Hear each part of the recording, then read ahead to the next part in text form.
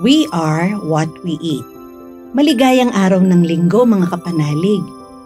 Ipinagdiriwang po natin ngayon ang dakilang kapistahan ng kabanal-banalang katawan at dugo ng Panginoon o Corpus Christi. Tayo na pong magsimba at magpugay sa banal na Eucharistia. Ito po si Sister Rose Agtarap ng Daughters of St. Paul para sa mabuting balita. Pagnilayan po natin ang Ebanghelyo ngayon.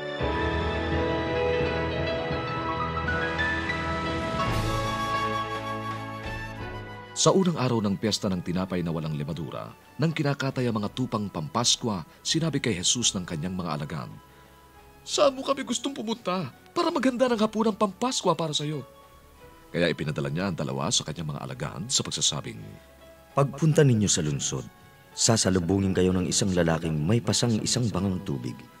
Sumunod kayo sa kanya at sabihin ninyo sa may-aring bahay na pupuntahan niya, 'Ito ang sabi ng guro, nasaan ang kwarto para sa akin, para pagsaluhan namin ng aking mga alagad ang hapunang Pampaskwa. Ituturo niya sa inyo ang isang malawak na silid sa itaas na ayos at may mga kagamitan. Doon kayo maghanda para sa atin." Umalis nga ang mga alagad at pumunta sa lungsod at nakita ang sinabi ni Jesus sa kanila at inihanda nila ang Paskwa. Habang sila'y kumakain, kinuha niyang tinapay at matapos magpuri sa Diyos, pinaghati-hati niya yon at ibinigay sa mga alagad habang sinasabi, "Kunin ninyo, ito ang aking katawan." Pagkatapos ay kinuha niya ang kalis. Nagpasalamat siya at ibinigay sa kanila at uminom ang lahat. At sinabi niya sa kanila, "Ito ang aking dugo, ang dugo ng bagong tipan na ibinubuhos para sa marami. Sinasabi ko rin sa inyo, hindi na ako iinom pa ng galing sa ubas hanggang sa araw na inumin ko ang bagong alak sa kaharian ng Diyos." At pagkaawit ng mga salmo, pumunta sila sa bundok ng mga Olibo.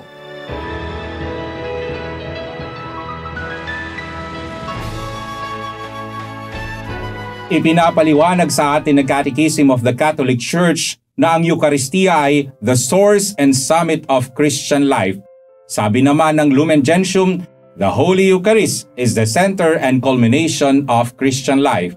Ipinagdiriwang natin ngayon ang dakilang kapistahan ng kabanal-banalang katawan at dugo ng Panginoon o ang Corpus Christi. Sa pagdiriwang na ito, ipinapahayag ng simbahan ang mahalagang gampanin ng Eucharistia bilang pagkaing espiritual na nagdudulot sa atin ng walang hanggang buhay. Sinabi ni Jesus sa Ebanghelyo ni San Juan, "Those who eat my flesh and drink my blood have eternal life, and I will raise them up on the last day." Hindi lamang isang ritual o seremonya ang Eucharistia, kundi isang pagkilala at pagsasabuhay ng pananampalataya na nagiging tunay na katawan at dugo ni Kristo, ang ordinaryong tinapay at simpleng alak matapos ang consecration.